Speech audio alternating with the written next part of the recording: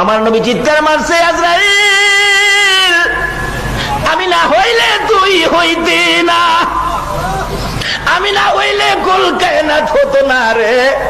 আমার বুকের উপর হাত দিছো, আমি এত কষ্ট পাইতেছি রে আজরাইল, না জানি আমার গুনাহগার উম্মতের কত কষ্ট দেস রে আজরাইল।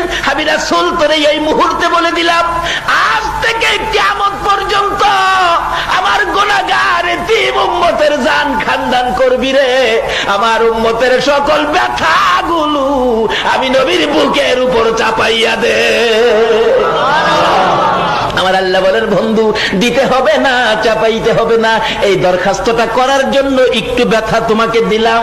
এবার আজরাইল বলেন, ইয়া রাসূলুল্লাহ আমি কথা দিলাম, আপনার উম্মত যারা হবে, আপনার আশেক যারা হবে, আপনার পাগল যারা হবে, আপনার কথা যারা মানবে, আপনার তরিকায় যারা চলবে, ওই আপনার উম্মতের জন্য আমি তো জান খানদান করার ব্যথা দিব না।